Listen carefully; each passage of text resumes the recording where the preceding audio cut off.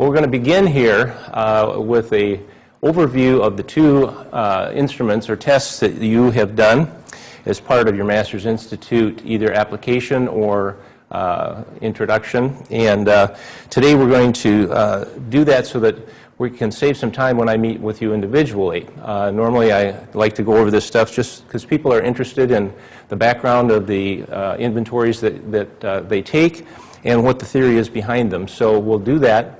And we'll begin with the Myers-Briggs, which you will take or have taken online. Now, the background of the Myers-Briggs is that it's what's called a theoretically based inventory or test. That means that there's a theory that of personality or a theory of some sort that is trying to be tested or measured. And in this case, the Myers-Briggs has the four kind of bipolar variables that measure where they measure personality or describe personality.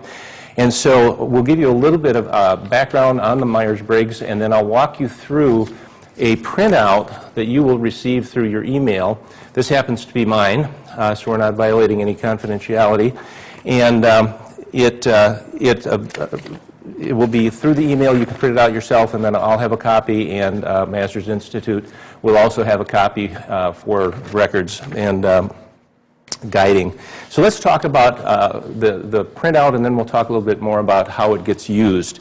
And we'll be able to talk in more detail and more personally when we meet, but this will give you an opportunity when you actually read through this to make sense of it. The first page, of course, is just a really nice introduction with your name and Master's Institute. The second page gives you that four-letter code or descriptor that if you're around people that know the Myers-Briggs, they'll all be saying, are you an ESFJ or an INFP? Or this is where that shows up. And so you'll see up here in the upper left and what you are in blue if you print it in color. And then it'll show you the other 15 possible combinations of the four letters and see where you kind of fit in that matrix. As it says, there are 16 different personality types, and this is the one that, according to your answer to the 93 questions, best describes you. And then there is several paragraphs and bullet points describing some of the background to the Myers-Briggs. And as I said, it's a theoretical-based test, and so it's looking at personality through a particular lens.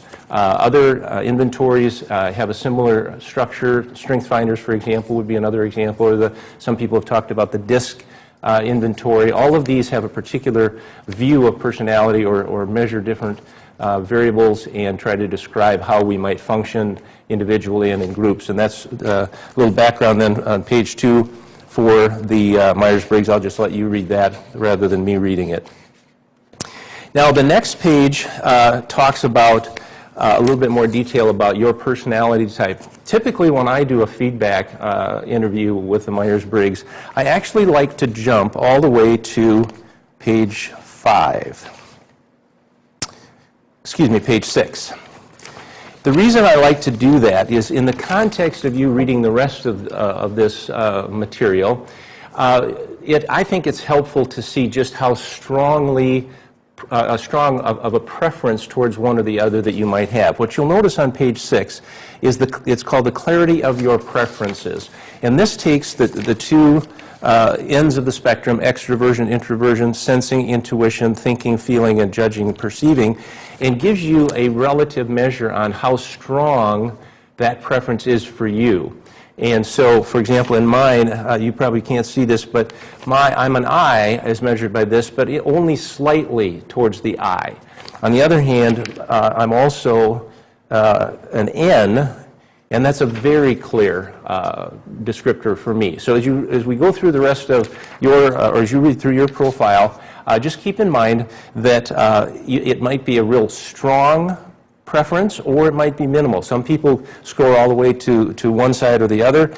Sometimes people are kind of on the bubble, and we'll talk more about that in detail. But as we look then at the rest of the pages, that will give you some sense of that, of the strength of your preferences. Okay, let's go back to page 3 then.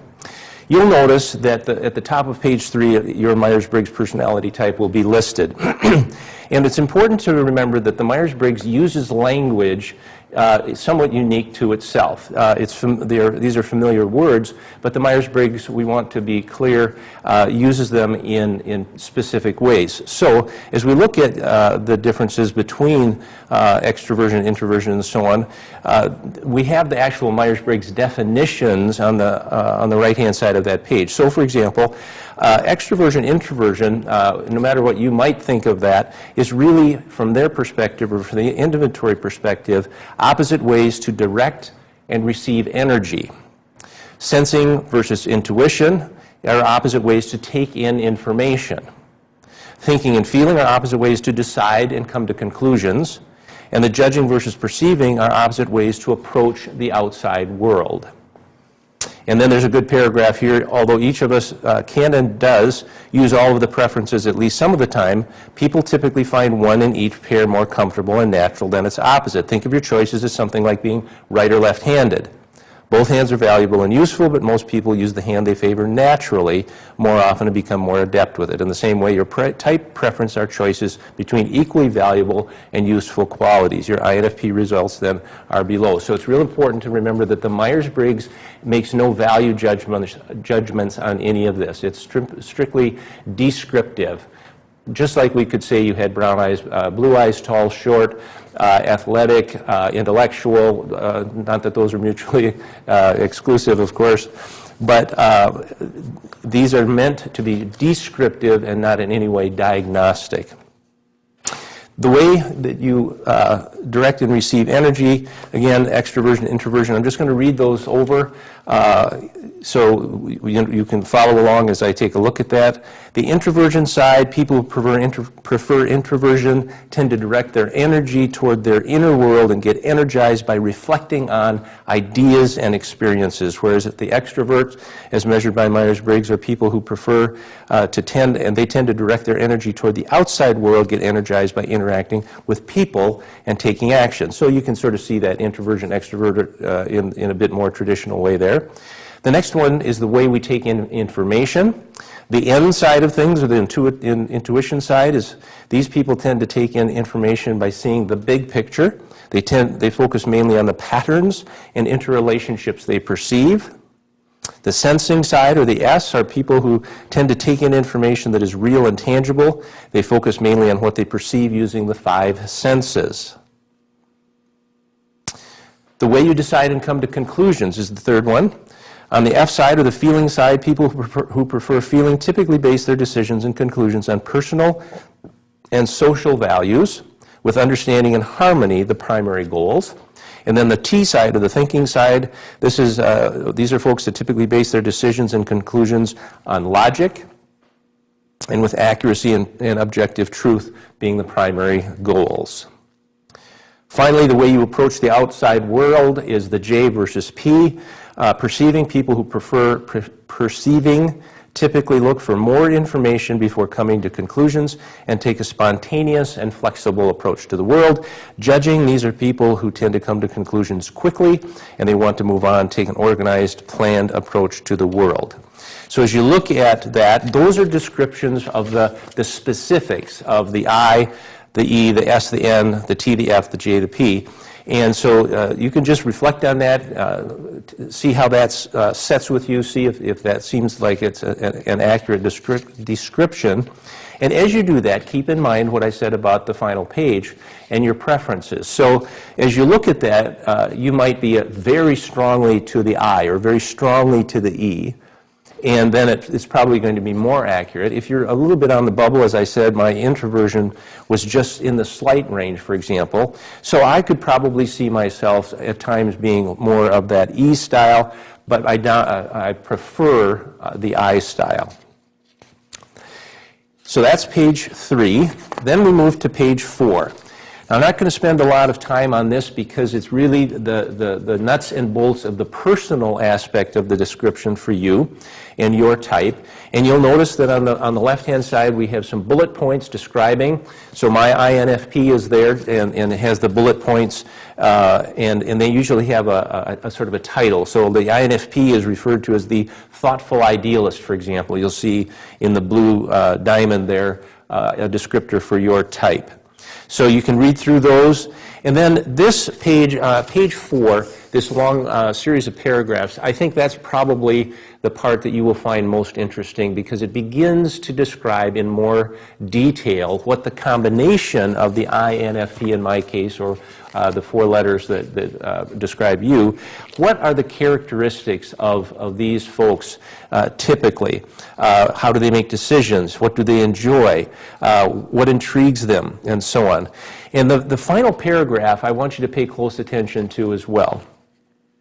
Because, or really final 2 paragraphs, excuse me. Because in the second to the last paragraph, one of the things that will be described is how others see you versus how you see yourself. And I think that's a useful thing because we can have our blind spots, and each of these types, these 16 types, tend to interact with other people in a unique way.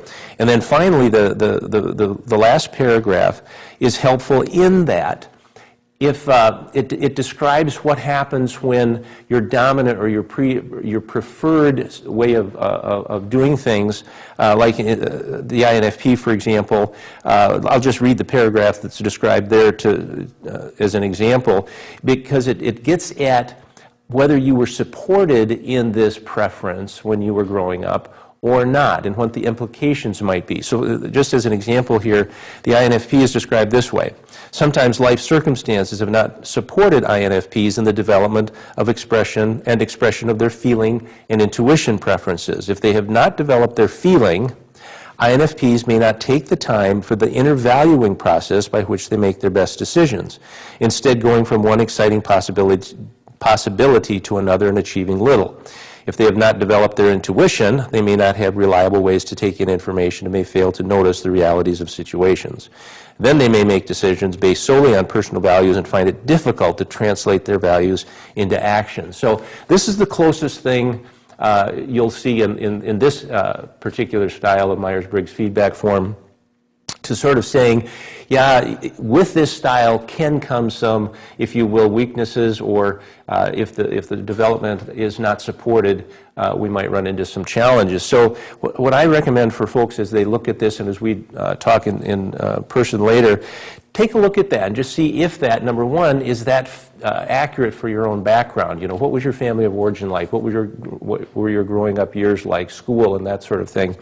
And if the sort of negative side of that describes you, it's not too late. Obviously, we can come back to this and try to improve and learn. Even as old as me at 61, we still have growing to do, right? Okay, let's go on to page 5 then. This takes the unique personality type and really gets at the way that your mental processes tend to be used. And you'll notice that, like on mine, in this continuum here, on one side, how I take in information, sensing or intuition, and then coming to conclusions, thinking or feeling. And as you read that, you'll notice that there is a helpful description of the way that you operate and how you tend to operate in your preferences. It also says the middle paragraph will say the letters of your type also show what others are most likely to notice about you, what you use in the outside world versus what you reserve for your inner world of ideas and impressions. So how you operate mentally is described then in that paragraph. Usually the third paragraph on page 5 will be kind of a summary of how you probably operate in the world. Now again, it's helpful to remember If you are one who scored strongly toward one end or the other on most or all of the four, you're probably going to read that and find, yeah, that sounds like me. If in fact you were on one or more of the scales, more in the on the bubble, so to speak, slight or what's the other one? Slight or, sorry.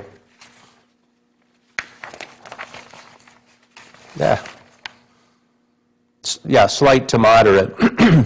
You might find that it's not quite as descriptive of you. The diagram in the middle of the page, bottom part of the middle of the page here, then summarizes kind of your preferences and how you function in the world in light of these four letters. So, for example, if you were to look at mine on the upper right-hand side, it says feeling is used most often, is the best developed, and it's used in the inner world. Then the N, number 2, supports the number 1 process, is in second to develop. That's used in the outer world for an INFP. Sensing is relatively undeveloped, used in either world, and thinking most undeveloped, used in the outer world. And again, this is meant to be a description and something that can be discussed. It's not like a blood test or measuring you and turning out you're 5'8", but rather it's an attempt to describe how you are most likely to be functioning. Then we come to page 6. Again, we've already taken a look at this, but it's good to review and read in more detail. Here is, again, the clarity of your preferences. And especially if you feel like perhaps there were aspects of this that didn't fit. You might take a look online, for example, go on to the Myers-Briggs website. For example, as I said, I scored only in the slight range on the I side. So it's possible that if I were to take it again, be in a little bit different mood, that one could have shifted to the E side because I only had, what am I on here? Introversion on mine was a 2, whereas my intuition, or N, was a 26. So I might look at that and say, you know, it might be interesting to take a look at what an ENFP would look like. And just as a way to consider, okay, so since my I versus E is a bit slight, maybe I'll take a look at that. And there are plenty of places where you can find more information about that. The final 2 bullet points really also address if you find that it didn't really fit in some way. You know, it just seems like this doesn't sound like you. A couple of ways things to consider here. You know, what was your frame of mind? Did you answer the questions describing what truly comes naturally, etc.? So you can just read through that and find any questions. There are additional resources that are listed there. And then when we get together in person, then we can, you know a little bit about the background. We can just more quickly review it. If you have questions, please write them down, or if something is, you want a little bit more information, shoot me an email and I can get that to you. But going to the Myers-Briggs website, there are lots of summaries, you know, full 2 or 3, 4-page summaries of each of the 4, or each of the 16 4-letter descriptions, and with a significant amount of detail. So that's the Myers-Briggs. I hope you enjoyed taking a look at it.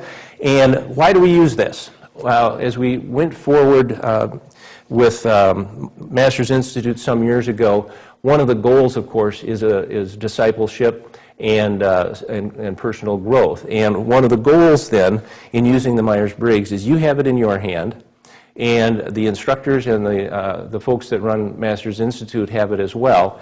So, and the classes, as you know, are often small, or at least you're in small groups. And when that dynamic is going on with discipleship, personal growth, ministry, and just as you grow over the 2 or 3 or 4 years that you're here, this is an opportunity to kind of have a sense of who are you and how do you fit into a group. But also, as you talk to other people, and let's say I'm interacting and I'm finding that we have an interesting dynamic in a group, and I'm trying to figure out why that might be, looking at our descriptions. And okay, so Steve is an INFP, and we have somebody else over here who's more of a strong E or something like that, or what would we say, like an ESTP or an ESTJ.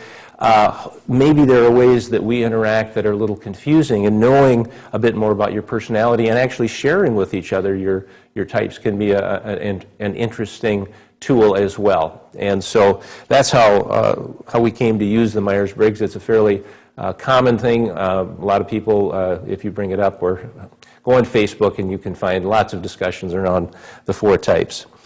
I don't have an example of the MMPI-2 that you took. Let me explain a little about why we use the MMPI-2, the theory behind it, or the background to the test. And I can't give it out because it would be unethical to do that. The reason that we do the MMPI, to be frank, is that we are looking for psychopathology. Oh, thanks, Steve. I'm glad you told me that. But the reason for that is we're just wanting to make sure that it's a bit of a screening device so that we can find out if there are any challenges or perhaps some history or some areas of your life that might be useful to address either as you come into the school, or perhaps occasionally it does happen that we find that this opens up conversation to discover some things that are a bit more challenging and perhaps could be addressed before a student is ready to continue into studying. So the theory behind, or the structure behind the MMPI-2 goes way back to the late 30s, early 40s at the University of Minnesota. And this was something that there was an era there around the turn of the century and into the 50s and 60s where paper and pencil tests in psychology were all the rage. That's when intelligence tests were done. They did the Stanford-Binet, for example. The strong interest inventory for career guidance was happening around that time. And several practitioners at the University of Minnesota, McKinley and Hathaway, got the idea that perhaps there was a more efficient way of getting at a lot of data quickly when they were doing intakes on their psychiatric and psychology floors of the hospital. And so they came up with this idea of a true-false series of questions. Now, one of the things that's different about the Myers-Briggs compared to the MMPI and the MMPI-2, which is what you have taken or will take, is that it is an empirically based test. It's not a theoretically based test. What it means then for the actual design of the exam is that the specific test questions more or less don't matter in terms of content. Well, they actually do, but not in the way that you might think. The way this was constructed back in the 30s and 40s was they had a population, of course, that were in the hospital that were already diagnosed. And so we had our depressed people, our anxious people, we had our schizophrenics, we had our manic depressives, and so on. And they had already been identified through a long conversation and interview process and come to some conclusions over some hours of that process of what was being treated.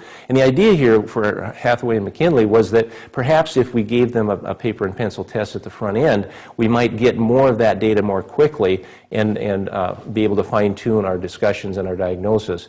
And the other thing it might do for us, they thought, would be to differentiate between people that perhaps needed psychiatric or psychological help and folks that were doing okay. And so they created a series of true-false questions. They had a huge batch. They started giving them to people, and they eventually narrowed it down to the questions, actually not completely what you took. The original has a bit of different questions, but basically the 567 questions that are on the current version are the questions that did make sense in terms of predicting types of psychopathology. Essentially what they did was, if the depressed people answered any of these questions in a particular way that was common or consistent, that became the depression scale. If the anxious people answered the questions in a particular pattern or with certain frequency, those questions became the anxiety scale. I'm oversimplifying, but that's essentially what they did.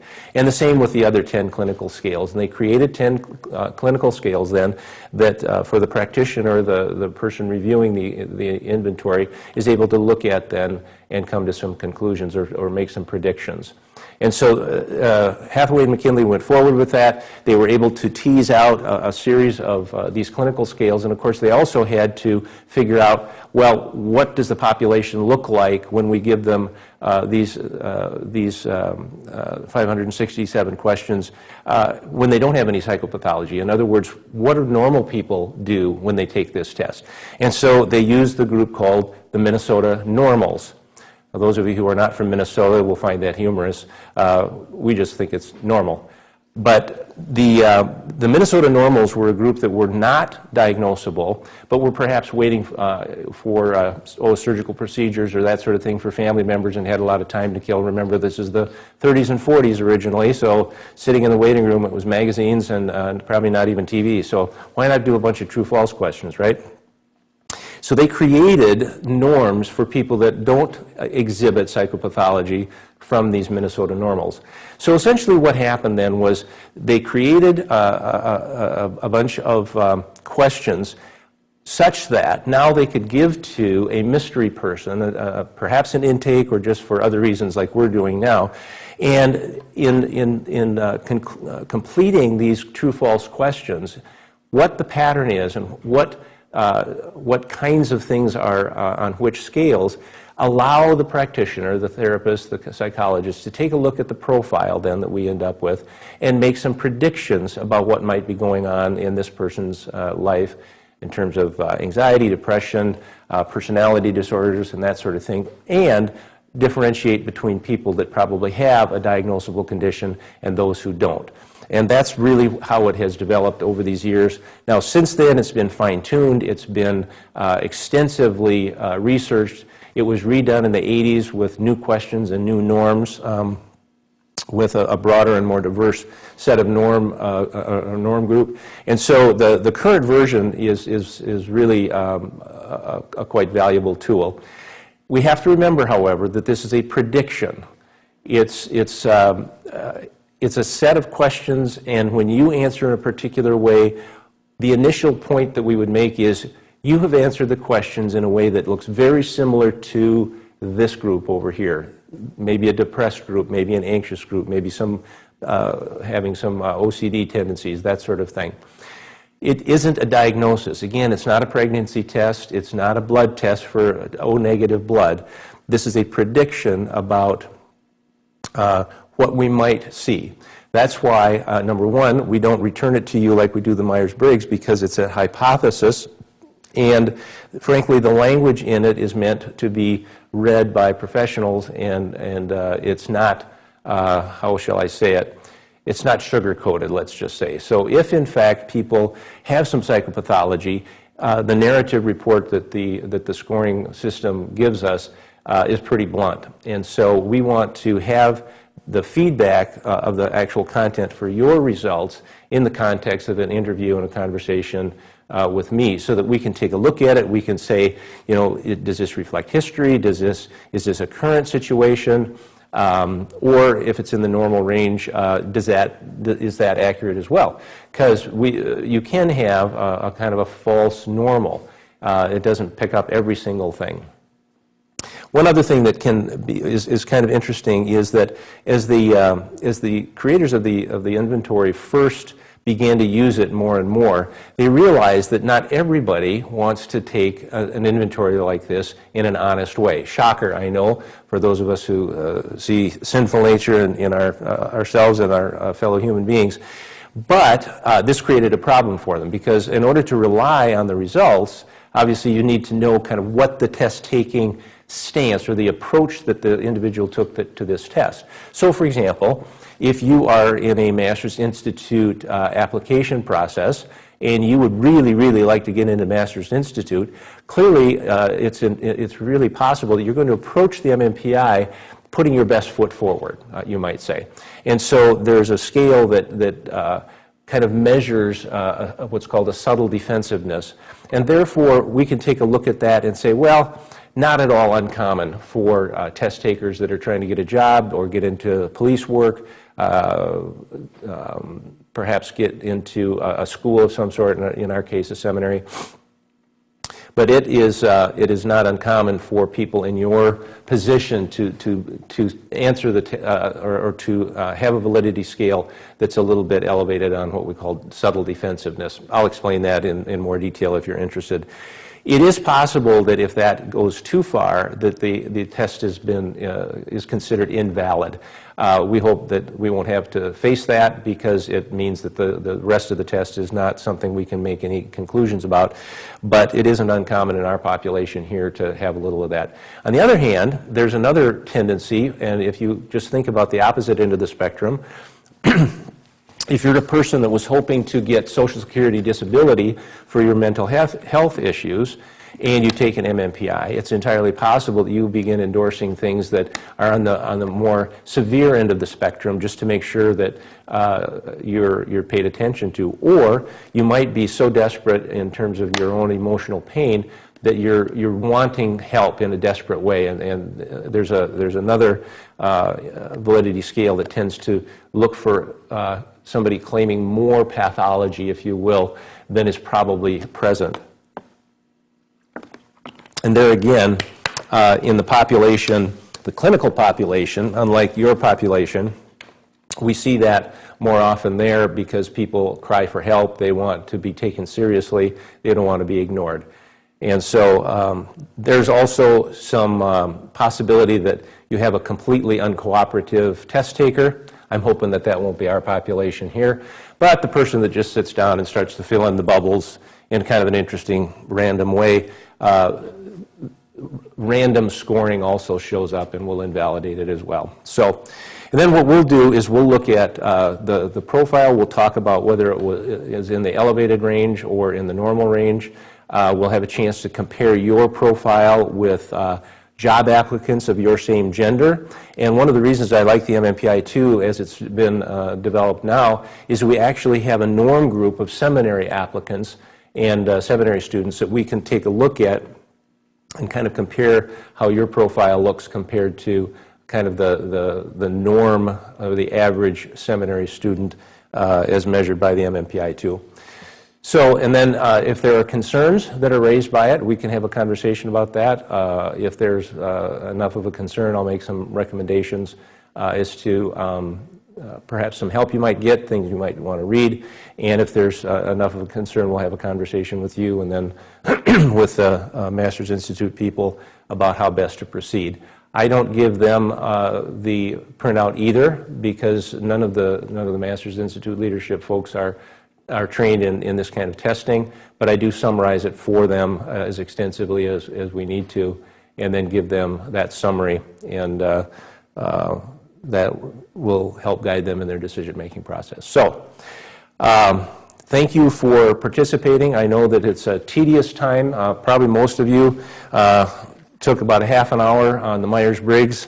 Depending on how you approach tests, the MMPI probably took you anywhere from an hour and a half to 3 or 4 hours, and I appreciate your time and willingness to do that. I hope that in our interview then this will be one of the things that will help you move forward in your faith, in your walk, in your career, and just in your personal mental health and spiritual growth.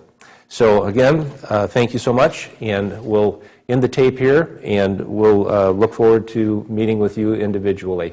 Thank you.